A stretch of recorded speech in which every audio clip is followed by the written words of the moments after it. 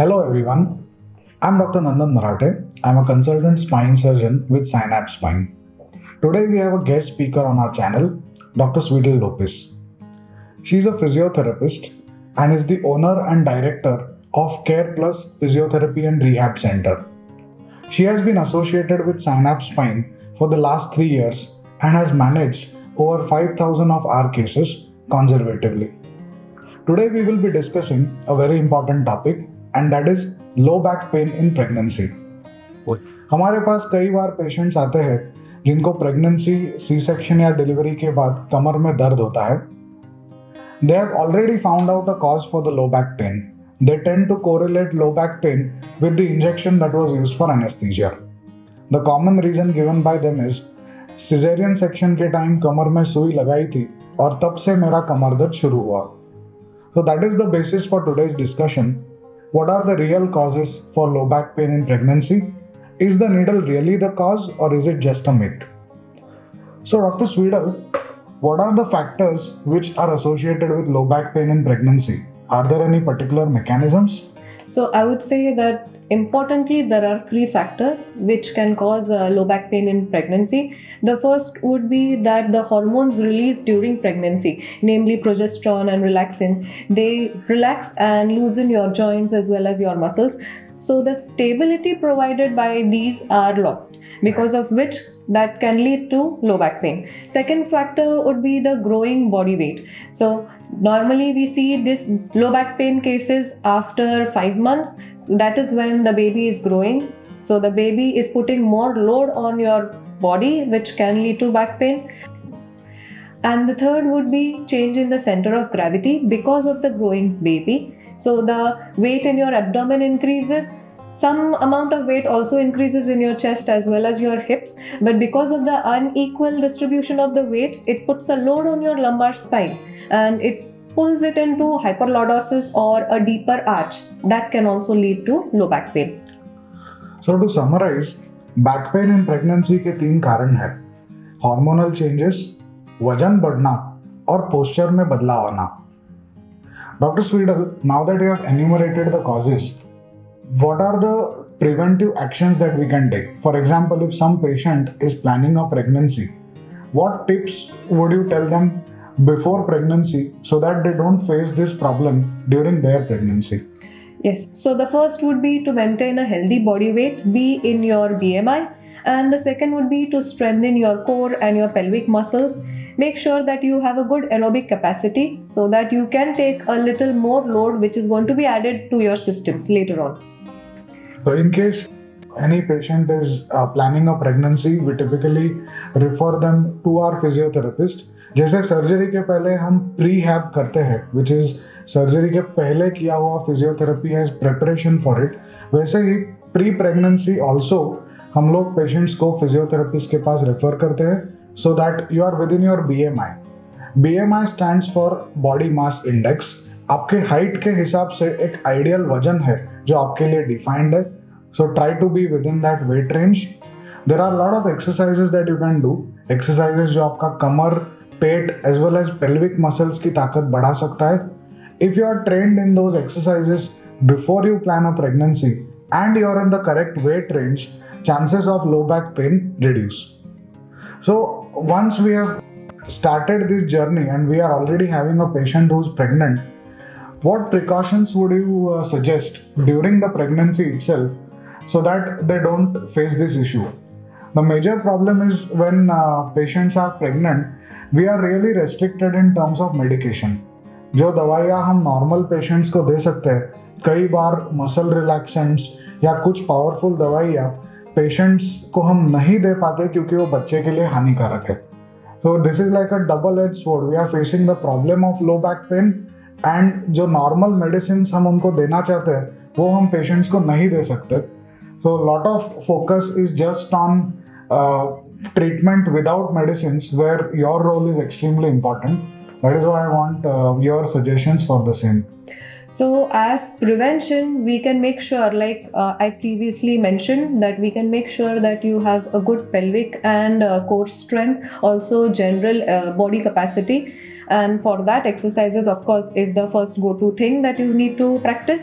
then you can make sure that your postures are correct. Postures are correct because, as you know, that there is unequal distribution of weight. So you need to know that whether your lumbar spine is in a good posture, if you're sitting for too long, whether if you're standing correct, whether you're wearing good footwear, whether while sleeping you're placing a pillow between your knees so that it doesn't create extra pressure over your spine. So all these factors, if you consider a little while you're doing your normal activities, and if you make sure that no additional strain apart from whatever is already present is put on your spine, then that can help in a long way in preventing these injuries. And now once if the injuries are already present, already there, then how to manage it is maybe if you use a normal hot or a cold pack, that is one thing. Or if you make use of a abdominal binder or supportive devices like such, or there are other exercises which can help in managing this problem. So I was talking of preventive exercises which will help in building your strength, and then there are exercises which help in managing the problem when it has already come.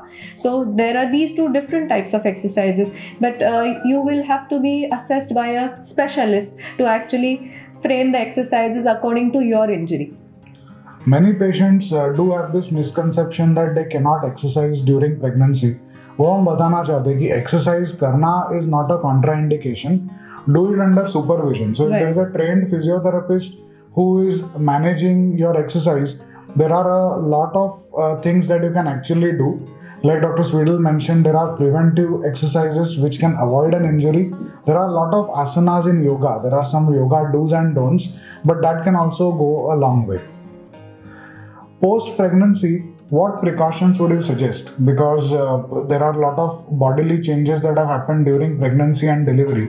So the common problem that we get is some amount of low back pain, as well as issues related to pelvic floor like urinary incontinence, wherein the role of physiotherapy is extremely important.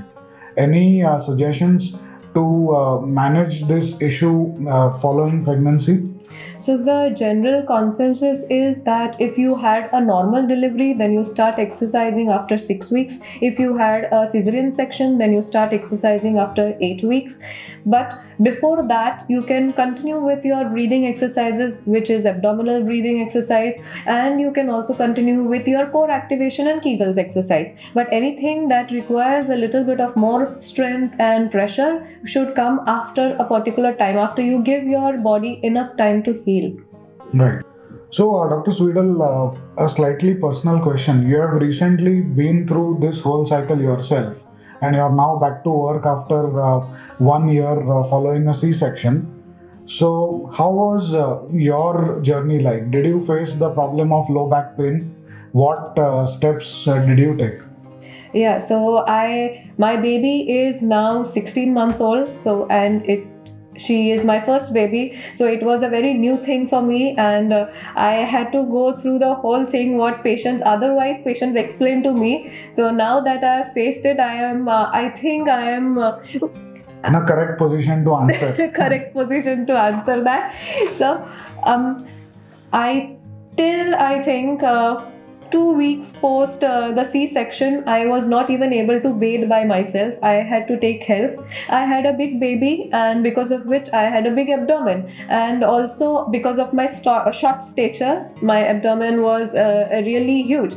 So because of which, even when I laid down, I used to feel that the pressure, that my abdomen is just falling off the bed. So I used to put support underneath my abdomen when I used to lie on my side to support and prevent pressure over the stitches. So it started from this, and I was really wondering whether I would get back to my normal flexibility and strength at that point of time. But for the initial 8 weeks, I just did abdominal breathing exercises, normal gentle core activation, and Kegels exercise. After 8 weeks till the 16th week, for around 8 more weeks, I made sure that I exercised for 30 minutes in a day. It started with maybe some little activation, muscle activation, and it then progressed to muscle strengthening and loading. And then after 4 months, I was ready to get back to work. But I would say till at least 1 year, I did not really put too much of stress over my weight or over my hip and waist circumference. I just ate healthy and I made sure that I was active and exercised well. And my weight naturally went from 47 to 61 when I delivered to 51 after delivery and to 47 again now, maybe 16 months after I delivered the baby. So this natural progression happens, but you just need to be patient and not to get too worked up when it rises too high. Make sure that you eat well, but that eating is required at that point of time, that working out is required at that point of time. So you do not compromise with your eating and your nourishment at that time. I'm pretty sure whatever you did is working well for you, because Dr. Sweedle is back to work and she's putting in 10 to 12 hours of work days involving a lot of standing and walking. So this dreaded injection that patients talk about, did you receive that injection for your C-section? Yes, I did receive that, and I was not sure about what the actual consequence would be, because it was a new thing for me, a new experience for me. And from what I had known from patients telling me that the cause of their back pain, they stated that the cause of their back pain was this injection. They did not ask whether it is the cause of their back pain.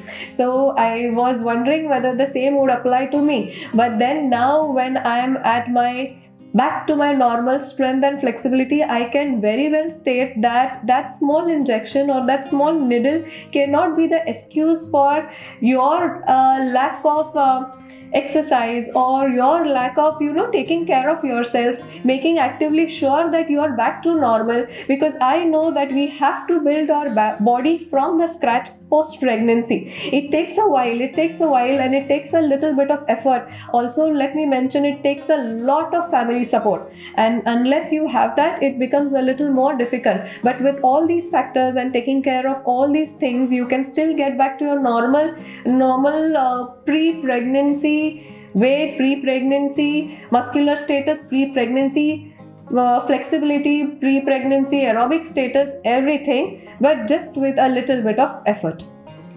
तो हम safely ये video के बाद कह सकते हैं कि जो स्पाइनल नीडल एनेस्थीसिया के लिए यूज किया जाता है वो काफी छोटा और नैरो होता है. कई बार पेशेंट्स कोरिलेट करते हैं कि वो अपने दर्द का वजह है, but there are other factors which are at play here, which includes posture changes, weight gain, etc. ये स्पाइनल नीडल या सुई आपके बैक पेन का कारण नहीं है. Like Dr. Sweedle has given us a lot of valuable inputs for care to be taken during, after and pregnancy. We can safely debunk the myth that a spinal needle is not the cause of your back pain. And if you follow the advice that she has taken, I'm sure your pregnancy journey will be pain-free. Thank you, Dr. Sweedle, for your time and sharing your tips on a topic that you're quite passionate about. Thank you.